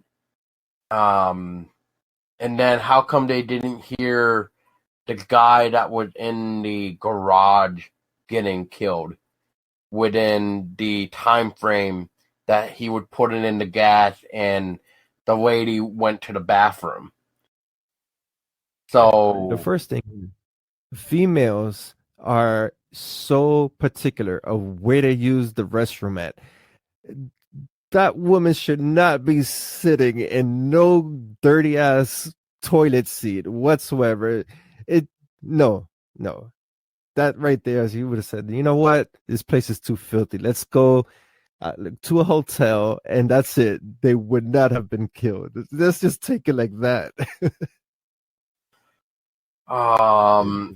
yeah. And then the one part that really was getting annoying to me was the Ken, you're gonna have to help me with this one. It was the school dance, right? That was going on where Right. the guy that was the kid or teenager, whatever, was dressed up as the devil that was trying to make a move on Lori's daughter, and Right, right. he said some weird comment that was trying to be funny, and I remember shaking my head, going, "Is this supposed to be a fucking comedy, or is this supposed to be a horror movie? Because I'm confused now." And Right. I don't know. I mean, I think the one thing that I wish too was that we heard that Nick Castle, the original Shape, was coming back. I kind of wish he had more parts for Michael than just the part that I only heard that he was in, which was the part where Michael Myers was outside and he did that infamous tilted head part. And that's supposedly all Nick Castle shot. Because there was the other guy that played Michael that did everything else. So I just kind of wish that if you're going to bring back the original Shape, he should have at least had a bigger role. Yeah, so if you're going to have the original Shape, which it was Nick Castle, at least give him more parts. Because he was the Shape. Not, what's the new guy's name? Yeah, the new guy. Yeah. New Michael. Well, it's sad when the hype train was going on with that movie, is that all you heard was Nick Castle, Nick Castle. You didn't even ever hear anything about the new guy. It was always Nick Castle, and so I'm thinking to myself, oh, Nick Castle is going to be back in his role, and then later on you find out, oh, he's only just in that one scene where he does his infamous head turn, and that's it. Yeah. And like I was saying, it doesn't make sense. We're talking about a film that is entertainment value. We take it at heart. We can't nitpick on what if scenarios because it's fiction. And before I was comparing Halloween to Chinese food, and Chinese food tastes great. Chinese food tastes great, and but just like Halloween, it pacifies the appetite. But guess what? 10, 15 minutes later, you're hungry again. So you got to eat something else. Yeah, that's what Halloween is. It pacifies the hunger for a slasher film. But once you leave the theater, like, okay, I want to see something more, much better, something that would really get my palate going. And I'm going to put a That's a pun good intended parent. on this, on what you were just saying about Chinese food, because Tessa and I had Chinese food last night, so there's the pun intended. So good though. Yes, it is so good. But I just thought it was funny that he had to bring up Chinese, and then I'm like, oh, this could get interesting because it's like a pun intended now because we had Chinese last night. I'm about to get Chinese myself. There you go. But it's perfect. That I compare Halloween to Chinese food. Amazing. Sure. That's it. That's it. Unless you go to those all-you-can-eat buffets, then it's a different story. You'll be full for quite a while because you just stuffed your face with everything. Yep. Which those can be very bad at the same time because you don't want to stop eating because Chinese is so good. Exactly. Oh, I love me some Chinese food. I have one in particular. Always good. I even gave it my own name to the dish. I call it the Ghetto Valley meal. And the Ghetto Valley meal is half a chicken with pork fried rice and a shrimp roll. That's the Ghetto Valley meal because over here it's kind of cheap. They went up in price a couple of dollars, but it's still fairly cheap. Me and Tessa like the whole sesame chicken with fried rice and the egg roll. Yeah, pork fried rice, yeah. With the egg roll. That's what we like. And that's about $10 here. $15 for the two of us. Yeah, there you go. Not bad. That's not bad at all. No. But I wonder what's right. The cats, our cats, they love to eat what we have on the plate. But when I give them the piece of the pork from the pork fried rice, they smell it, and they, like they pass their paw over it. Like if they did something in their kitty litter, they scratch the floor. So I'm saying, what do you smell that I don't smell that you think that you need to cover it up? What? I don't know. That always bugs me out. I don't know. Our cat Obi likes to cover his food like a dog. And what else does he like to do? He cries because he thinks he's skin and bones when he's not. And he likes to come up to you if you're eating something like chicken or whatever, but he'll stare at you and kind of have that beg face. But as soon as you give him the food that you're trying to eat, like chicken, we'll say, he won't eat it for some weird reason. It's like, so you're making me waste my food, and yet here you are, like, staring at me. Right. Yeah, our cat does the same thing too. One of our cats, when he smells something spicy on the food, which is for me, of course, because I put peppers or whatever, he shakes his paw. That's his indicator that says, hey, this is too spicy for me. He just smells it, shakes his paw, and walks away. But my wife could be eating the same thing with no hot sauce or nothing, and he'll just eat it off like nothing. So the cats have character, I tell you. Yep, cats have their own personality, that's for sure. Which our vet yesterday complimented Cinder's personality. Said he had quite the personality, that he was a lover. Which is good. Good, because that's exactly what I need in a an emotional support therapy animal. Right. Well, he had to get a shot yesterday, so Tessa held him, right? And he gets the shot. And you know how most cats are. They're kind of like, what the fuck was that? No, not Right. Cinder. He was just like, oh, hey, play with me. What was that? So he never once, like, acted like he, hated the vet. He was just more... He was very like nonchalant and relaxed and like laid back about it, and it's pretty funny because you normally see Cats do that, especially ours. Especially at a vet. All right. So yeah.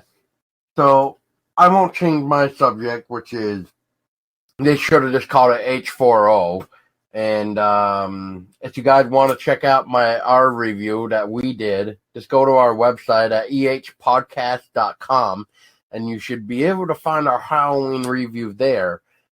Ken, did you guys at DK ever do a review for the movie too? No, I think the film killed my brain cells, and I couldn't write for like 2 days after that. So no, we did not jump on this film and write a review. There's so many other films out there that kept us busy though, from covering. I think no, as a matter of fact, we had to go to the Women in Horror Film Festival, and we're still dealing with covering that event, getting everything together.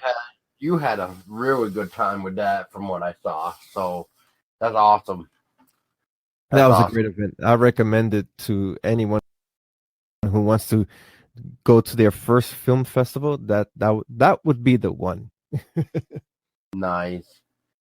Ken, anything else that you want to say for Halloween before we close the book on that one? No, we could close the book, bury it, and wait another 40 years for the next installment for that film to surface. And then you're gonna unearth that dinosaur time capsule. Oh boy! Oh God! The horror. John Carpenter. I think they'll clone him just to produce that next one.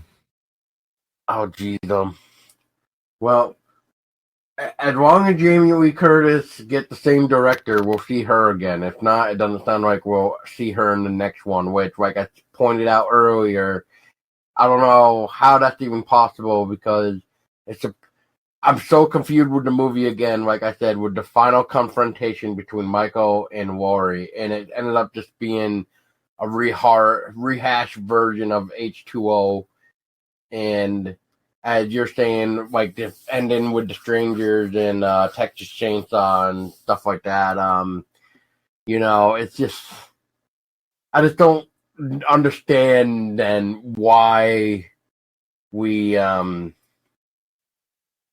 got told that it's supposed to be the final confrontation when it's not. They're clearly doing a fucking sequel to it, which people are now calling this sequel Halloween 3. Anyway, that's going to be another title. For the last topic that I have for this is the upcoming sequel to a video game, which is Layers of Fear. There is a trailer out right now for Layers of Fear 2. It looks interesting from what the trailer has given us as a glimpse of what we're going to be dealing with.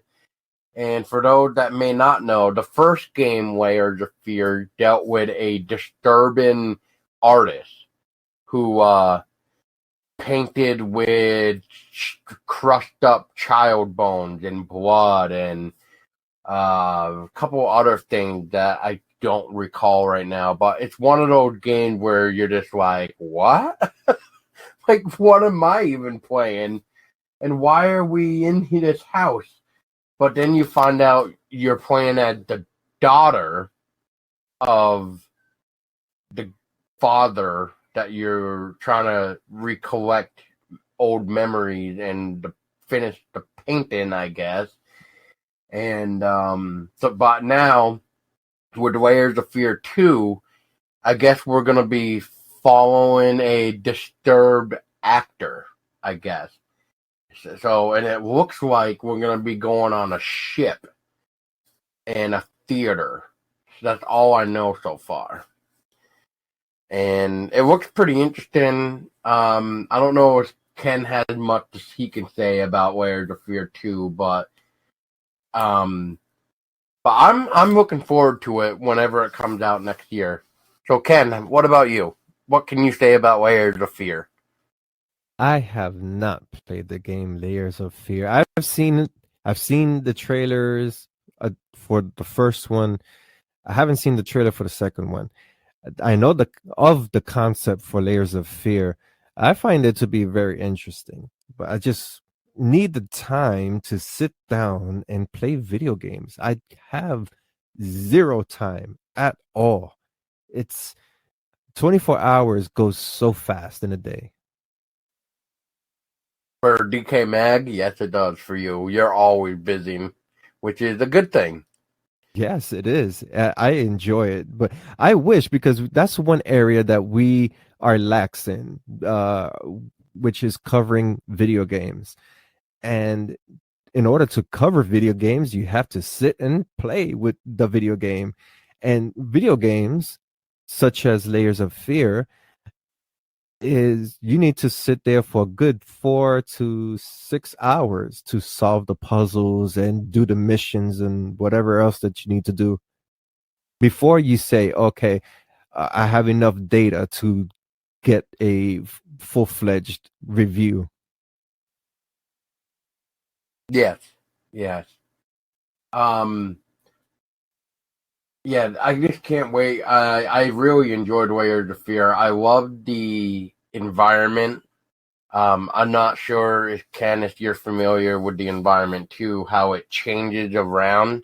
Where 1 minute you could be looking at a really small room, and then you turn around and then you're looking at a fucking long hallway. I don't know if you're familiar with any of that type of gameplay of it, but the environment changes, which I loved, because it makes you think you're going crazy, or there's some type of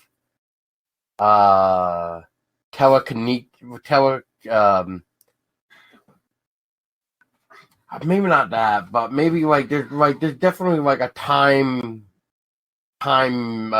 portal thing going on, or there's something going on where why were you just disappearing? It must be the weather. We must be getting the bad thing, or going to be. It must be. So yes, Ken just left. Note to myself, Ken just left. So go back and start deleting. That disconnected again, but I did catch it. The game that best describes that you just referring to with this scenery change would have to be oh shit, what is the name of that? It just came out. Fuck.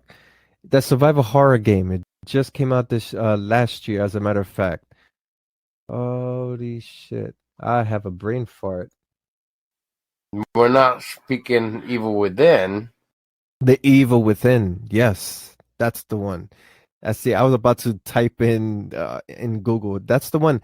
There's one scene that the protagonist is walking, and all of a sudden everything changes around him, and he looks behind him, and the hallway's dark, and the paintings are crying, and all this stuff. That is genius, because it bridges the gap between the supernatural and psychological. and to incorporate that in a video game makes it so surreal. I love those type of visuals. Yeah, it's almost like a crack between reality and the unknown, and it worked out really well. But in this case, with the evil within, you are in the unknown. You're in um the what the hell did they call it? The STEM system. So it's a world created by the evil corrupted company that is also escaping my brain right now. But they made it so that they could, control people's minds in a way. I mean, look at the DLC in the first game with Kidman. Whatever she did, she was always being watched by that guy that you didn't know who he was until the very end. And, he was always watching her step. And it's just one of those things where she was controlled no matter what. It just came down to being controlled. And same with Kidman. She would walk through a door and the scenery would change to like the playground where oh God, why am I having a brain fart right now? Because we need Chinese food. Yeah, I guess so. Where the kid that they're trying to get him, like he's out there losing his mind, and he's even repeating himself. And Ruvik, there we go. Okay. And, well, maybe that's not the kid's name, but that's the enemy's name. But we all know who I mean by Ruvik, so I'm just gonna say Ruvik for now because that kid name is definitely out of my brain right now. But yes, it's kind of like that. Yes. But in the video game Layers of Fear, it's not first person or third person. How is it? First person? Yep. And just solving puzzles throughout the entirety of the game. No bosses or shooting or nothing like that. Not really. Like I said, there was like a really one weird part in the DLC where you had to pick up the quote-unquote knight's sword to slay the monster that was roaming around this one specific area. But it was like the whole area was like cardboard or something. So it wasn't really like a enemy per se. It was like one of those storytelling things. Yeah. I've seen survival horror move away from the strong soldier character or the strong protagonist, and the protagonists that the players control are regular people. They could be a toddler stuck in his dream to someone that is dealing with a psychological trauma and they're stuck in their mind. That I find it to be very well executed, and that's what's really changing survival horror in the indie scene. Not so much for the major labels like EA and the other one. They still stuck in that other era that you need a gun to shoot all the zombies or whatever. And I gotta try Layers of Fear. You had mentioned that Steam may have a Black Friday sale. I may pick it up and okay, that's one thing. I could buy it, but where's the time to play?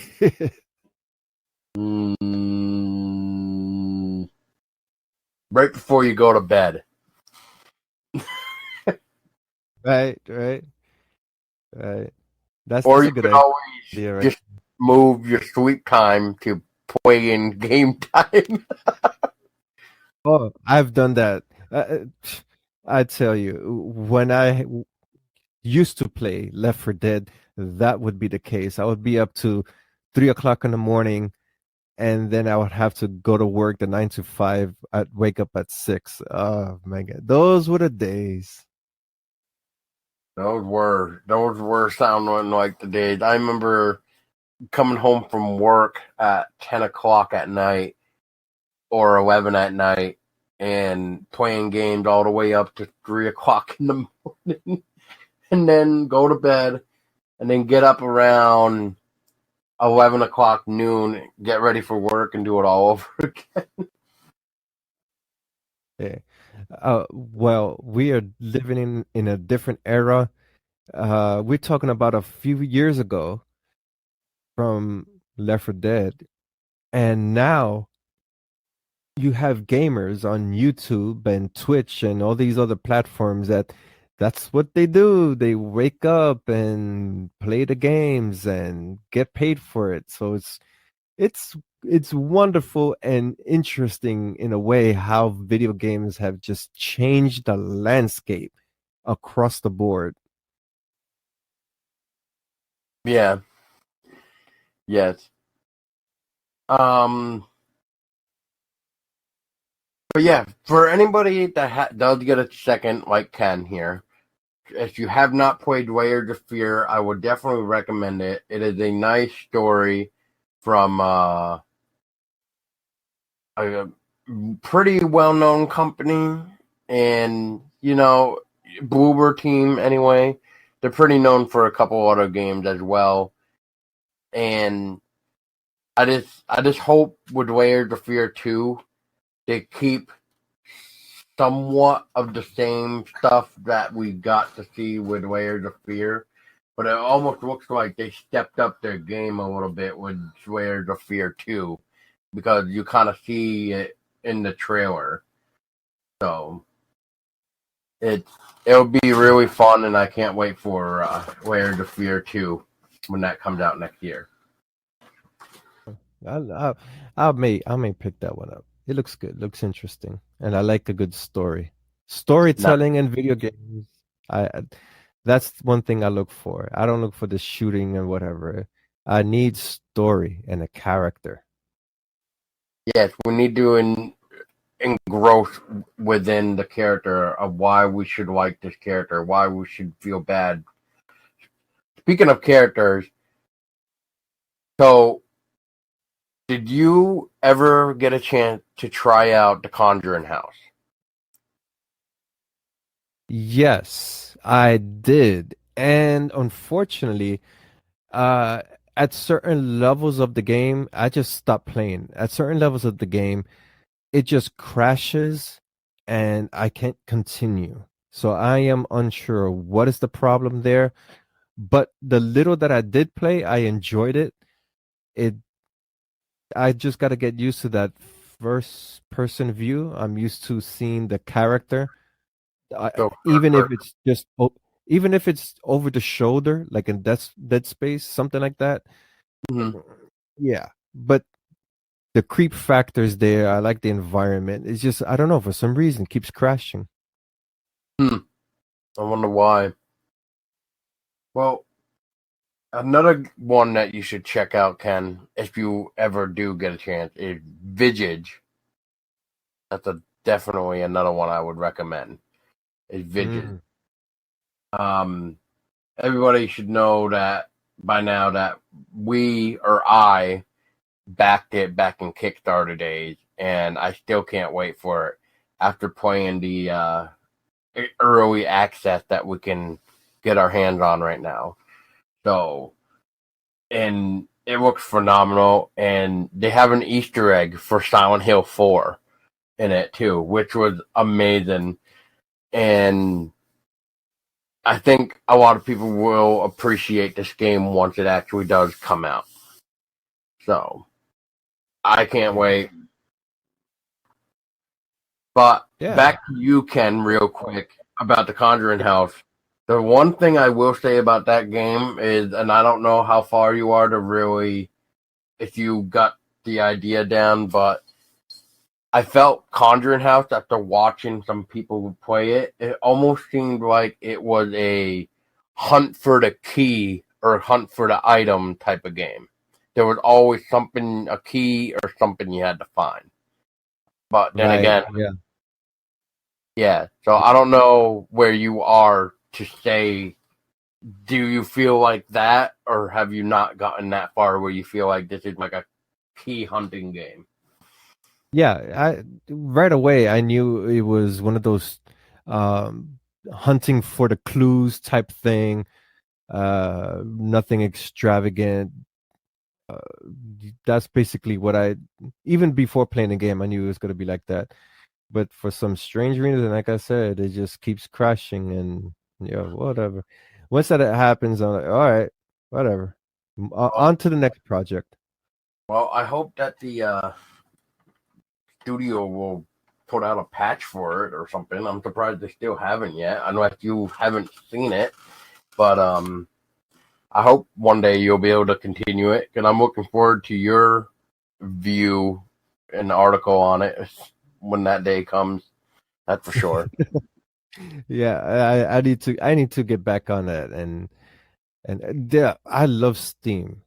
You could find so many indie horror games on there that I was Are so good, into bad, the shitty, PlayStation. awesome. Yeah, there's a mix. Yeah, that too. But you don't find those games on the Xbox or PlayStation. It's like, okay, all right, this is the place to be here. Well, you need a Not good yet. computer system. I'm gonna throw in that not yet for the console thing that you just said. Not yet, but console is a pain in the ass to get a game on. I will say. Yeah, they have to port this more programming and all these other things that goes along with it. Yes. But okay, Ken, I about it that I have. If there's anything else you have, this is the time. Otherwise, thank you for helping me out with this discussing of what would have been a roundtable. But it was quite fun, entertaining. I hope everybody here enjoyed it as well. If not, I'm so sorry for wasting your time, I guess. But at least you had fun talking and hearing about the zombies at the beginning. That was fun. Zombies, that is a classic right there. Classic. You cannot go wrong with a good zombie storyline for video games, but for film, that's a different story. Hollywood got to get their act together because it seems like the foreign market know what to do with that type of character. That's true. That is true.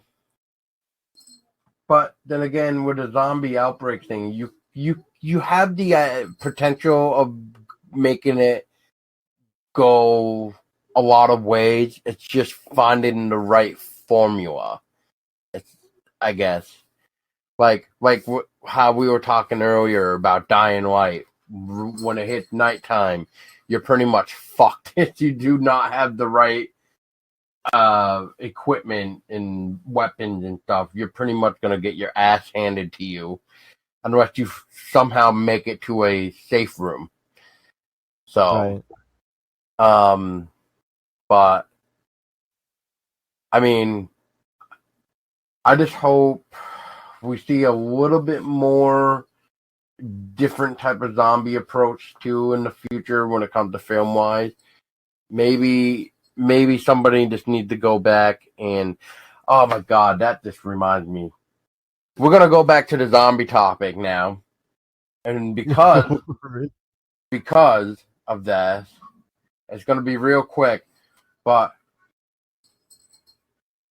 I'm somewhat excited that George Romero's son is making a prequel to Night of the Living Dead. Oh, yes, I saw that. Yeah, yeah. I am very interested in it, but the only problem with that is what can you do? I mean, if you're gonna, especially when you're making a prequel or a sequel, I'm pretty sure prequel to a beloved classic. I don't know really what you can do, and the only other thing I want to know is it keeping it black and white? That's interesting. That's interesting. Yeah, I mean, I don't really know what type of information there really is out there. I haven't really been on it, but I have seen like, okay, yes, it is happening. It's going on. George Romero's son is doing it, and it's a prequel apparently or sequel. I know it's one of those, but I'm just find it interesting. But yeah, that's my one last thing for the zombie topic. I promise. Well, if they do it, I hope they do it right. And even if the zombies are slow walking cannibal corpses, uh, it'll be intriguing because hmm, the Living Dead series were hit and miss, but each of them had a social commentary. Even Diary of the Dead, it had a social commentary that had to do with social media. So even though it wasn't successful, but they each told us their own unique story. Yeah, I enjoyed Diary of the Dead. It was very interesting how George created something like that. I thought it worked out anyway. I mean, look at the other one that was going that they made, Diary of the Cannibals, I think it was called, which was interesting, I guess. Or Diary of the Zombies, I forget. Diary of the Dead. Yeah, I know it's Diary of the Dead, but then they had another one that was like Diary of the Zombies or Diary of the Cannibals or something. Anyway, Ken, thanks so much. Unless there is, like I said, anything else that you need to add, now is the time. Otherwise, where can we find DecayMag? DecayMag. We're on Facebook, Instagram, Twitter, Pinterest at DecayMag. DecayMag. I always got to emphasize that we are DecayMag, not DK Magazine or DK or the word DK. It just surprises me why people think we are DecayMag. Anyway, or visit our website, decaymag.com. Awesome. And you guys can find Everything Horror Podcast pretty much on everywhere too. We started Pinterest too, but I'm having Tessa do that, and she's kind of slacking on that. But that's okay. Slacking? Uh-oh. Anyway, yeah, so make sure that you check out Pinterest. I don't even know. Thanks, actually, Tessa is here. Tessa, how can people find us on Pinterest? I'll have to pull it up. You just search, you type into the search bar Everything Horror Podcast. Okay, so then just type in Everything Horror Podcast, and there you go. You can type in Everything Horror Podcast on Facebook, Instagram, and Twitter as well. Otherwise, all the links and more can be found at ehpodcast.com. Thank you guys so much for joining. Ken, thank you once again. And we'll have to meet up again soon again so we can talk more of other upcoming stuff that is happening. And hopefully we can get more people next time to do a roundtable instead of this two-man discussion thing, which was nice. Don't get me wrong, but it's also good to also get other people's input for other things. Kind of like if we had Steven here from Possessed Radio, because we all know the famous question that he likes to be asked, which is, how did Michael Myers learn how to drive? Exactly. And on that note, guys, thank you so much for listening. And as always, stay scary.